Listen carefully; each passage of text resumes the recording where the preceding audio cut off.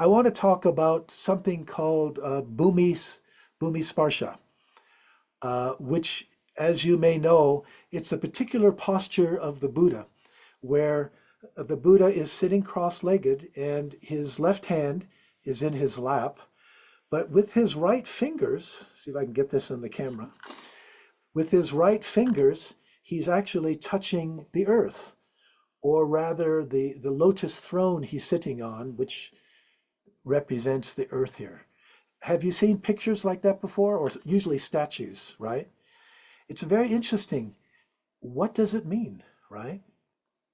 It's called the earth witness pose. And it commemorates the Buddha's victory over the demon king Mara just before his great enlightenment, right? So the Buddha is sitting under the Bodhi tree and he's been meditating all night and he's almost at the point of great enlightenment. But then he's challenged by Mara, the demon king, right? And according to the usual story, first Mara sent his beautiful daughters. First he sent armies of demons and monsters to attack the Buddha, but that didn't work. He ignored them. And then he sent his beautiful daughters to seduce the Buddha, but that didn't work either. So finally, what Mara did was he said, well, wait a minute, where the Buddha is sitting, he shouldn't be sitting there. That's only for really people who are qualified for enlightenment. Actually, I'm the one who should be sitting there. The Buddha shouldn't be sitting there because he doesn't have enough good karma from his past lifetimes. So anyway, he's challenging the Buddha, said, you don't have a right to sit there. Now, Mara has all of these, his armies and his daughters and everything with him. And the Buddha is just by himself. So how does the Buddha defend himself? The Buddha touched the earth and called the earth to witness. That's the meaning of Bhumisparsha. He calls the earth to witness, right? Basically, the earth itself is testifying that the Buddha deserves to sit there, that the Buddha is ready to attain great enlightenment, right? That because of all his past lifetimes and all the good karma, all the good things he's done, he's ready for supreme, unexcelled enlightenment, right? So when the Buddha touched the earth roared, I bear you witness. And at that point, Mara and all of his demon hosts disappeared.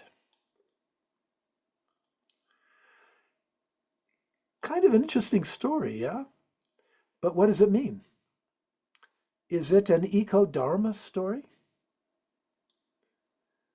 Apparently not. I asked Bhikkhu Bodhi, one of the great Theravada scholars of our time, and he basically told me, number one, this story is not in the earliest teachings. It's not actually, it was added a little bit later. So it's kind of like a mythology. And again, the way it's explained,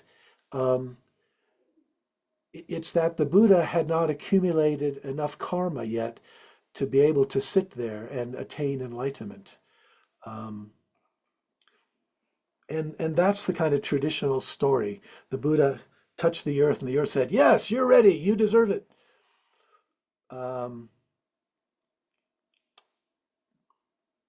actually don't like that understanding of the story because I don't like that understanding of karma. The idea of karma is merit, that you accumulate all this merit. I think it's a real misunderstanding of what Buddhism is really teaching when it talks about karma. And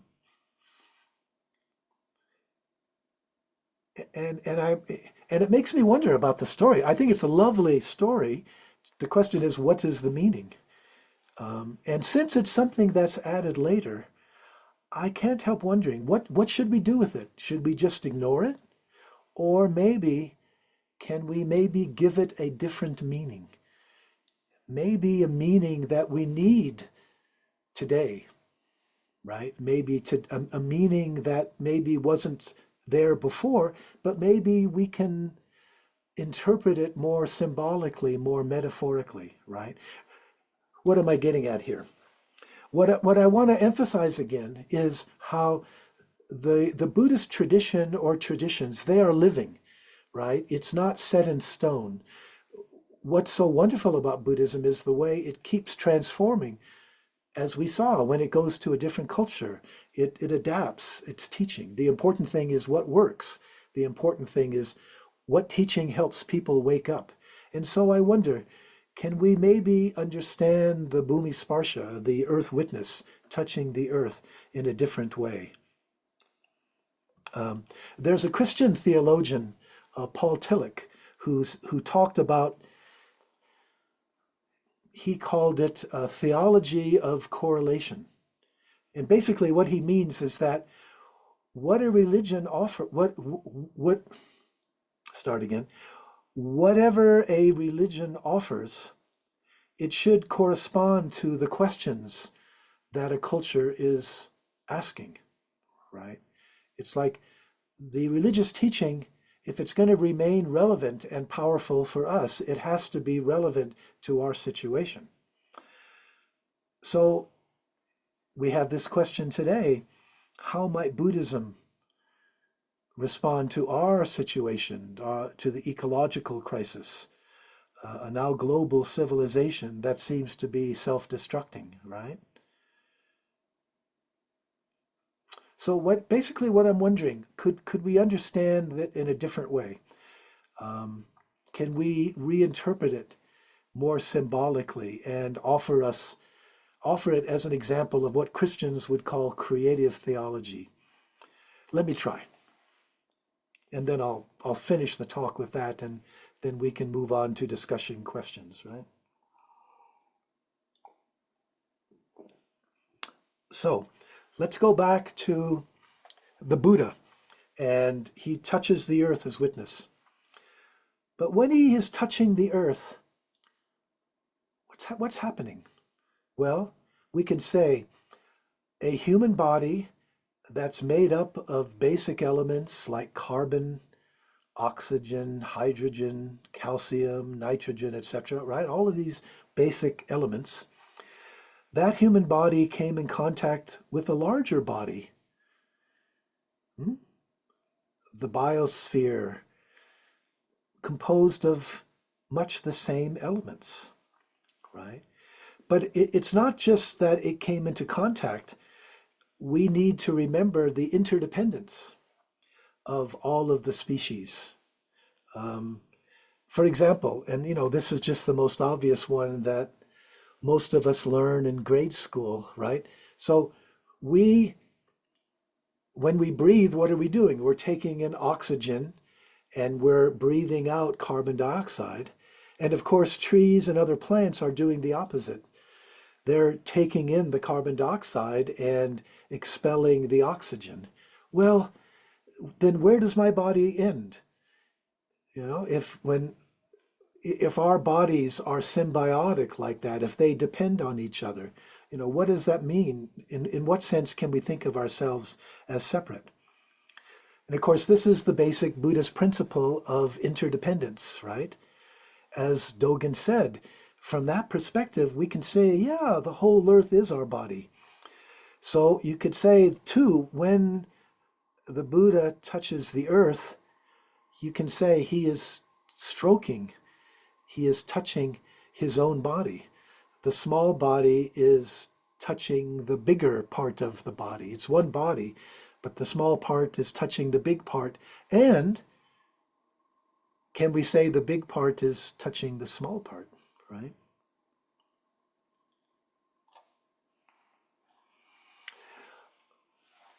One of the sources of the ecological crisis today, I think, and I've already mentioned this or referred to it, has been that our religions, including sometimes Buddhism, has focused so much on transcending this world. We want to go somewhere better. And especially nature. There's something uncomfortable about nature, right? The word nature in English, it comes from the Latin word natus, which literally means to be born, right? The natural world, nature, is where things are born. not only born, though, they also die, right? The natural world is the place where things are born, change, transform, and then die. And we don't like that because it reminds us, well, what about us? Is that also our fate? And that's why the idea of death, so often we use religions as a way to escape mortality, right? Because religions so often reassure us that we don't really die. Unfortunately, that creates a kind of a dualism that devalues our physical bodies here and now, right? So what I'm wondering about is, instead of this traditional religious preoccupation with rising above, transcending, that's the literal meaning of transcending, rising above the natural world, escaping it, what if we change the metaphor? In fact, the opposite metaphor. What if we understood our path as returning to the earth? Returning to the mother of all life, right? The mother from which all arises. And it's interesting that the English word matter actually derives from the Latin, again, mater, mother. Isn't that interesting? The English word matter from mater, which means literally mother. What if we understood the path as not transcending, but sort of becoming more fully here, becoming more fully, just like for Dogen, transcending the delusion of separation, right? Becoming more fully embodied, more fully a part of the natural world, in which case we experience it very differently, right? To get in touch with our bodies and its repressed emotions and traumas.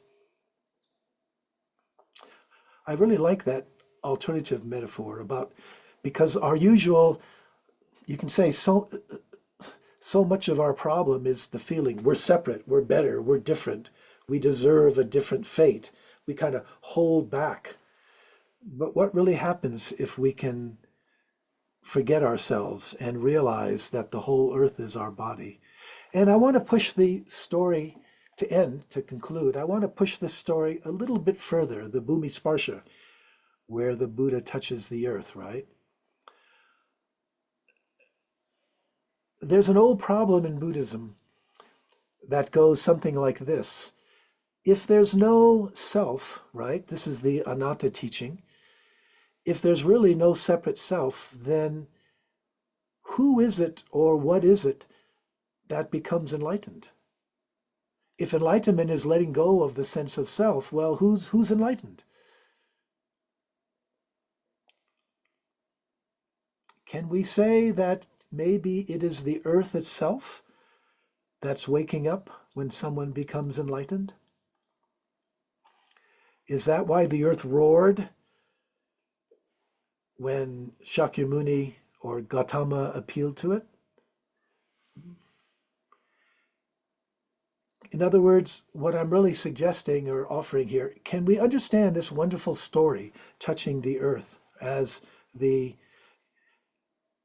symbol for realizing our non-duality with the earth?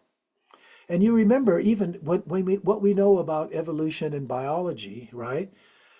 All of life derived from this single-celled ancestor, right? So it's like all of human life is connected. It's not as though we're dumped here. All of us are different expressions, different manifestations of this wonderful tree of life. And can we say it is the whole tree then that becomes enlightened? Joseph Campbell again said something wonderful. He said, if we think of ourselves as coming out of the earth, rather than having been thrown in here from somewhere else, then we can see we are the earth. We are the consciousness of the earth. These are the eyes of the earth. This is the voice of the earth. if if the Buddhist teachings can be understood this way, I think we can see that the teaching is beyond just Buddhism. This is an ancient, this non-duality, this is an ancient teaching that is found in many indigenous traditions. Let me just quote two of them, right? Alcibiades from Anasa elder in Colombia, he said, "We cannot speak of our relation to the land because we are the land. We are the land made human.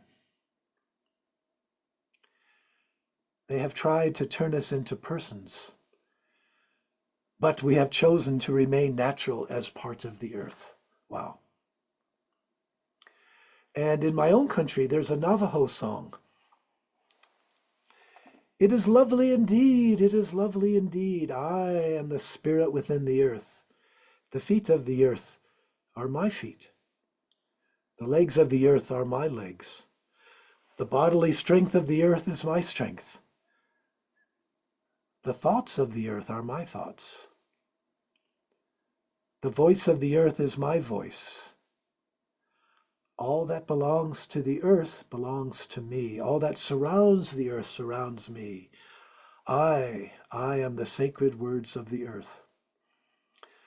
It is lovely indeed. It is lovely indeed." One really fascinating implication of this new kind of paradigm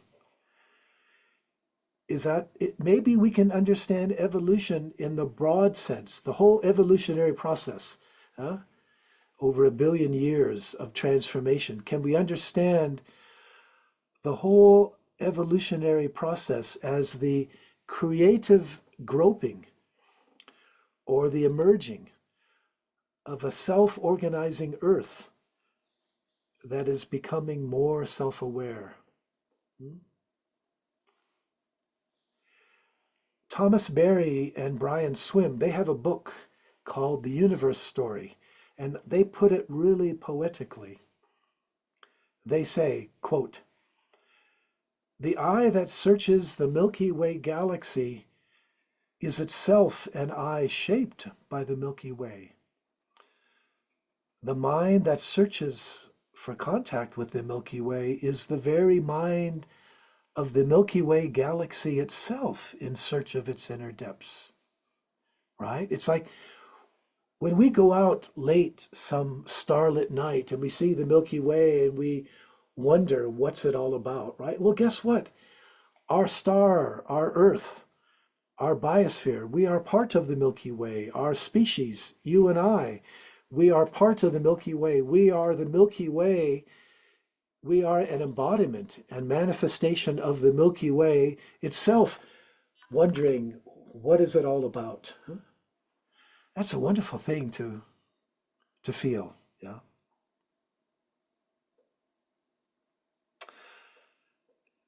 Thomas Berry concludes that humans are, get this, the self-consciousness or the self-awareness of the universe.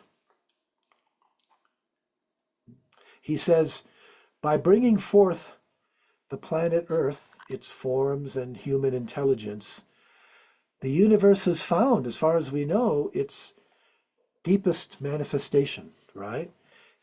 With humans, with us, the universe is reflecting on itself, celebrating itself as a particular kind of self-awareness.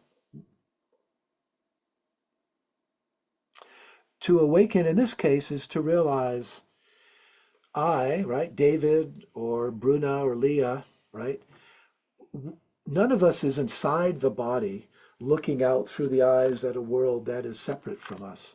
Rather, David, Bruna, Leah, all of us, each of us,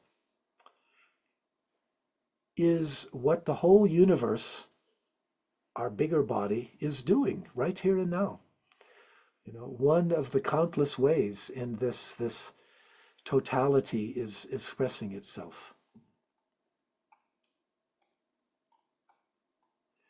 I wonder if this can become the goal of religion today to help us all realize that, right? And we can see how this realization implies total engagement, right? Full engagement, what Buddhism calls the bodhisattva path. Realizing everyone is part of my big body is going to change the way I think about the meaning of my life. It's not just, what's in it for me, but what can I do to make this great body of ours, to help it heal, to help it better, right? If we are non-dual with the earth, to take care of its biosphere, its ecosystems, that's the best way, maybe the only way to take care of ourselves. And if we devote ourselves to helping it heal, it seems to me that will inevitably be our own healing as well. So, thank you for listening.